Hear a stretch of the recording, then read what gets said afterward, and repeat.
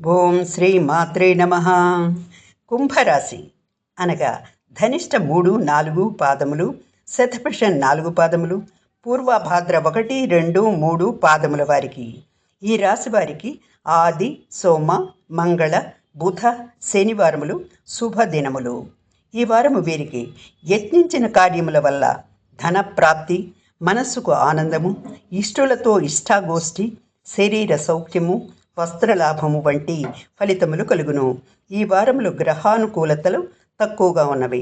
అందుమూలంగా బంధు విరోధము, పనుల యందు అనాసక్తి, అకాల భోజనము, సౌఖ్యహాని, ధనమునకు ఇబ్బంది పడుట, బుద్ధి చాంచల్యము, కళత్రకు అనారోగ్యము, విరోధముల వంటి ఫలితములు కలుగు సూచనలు కలవు.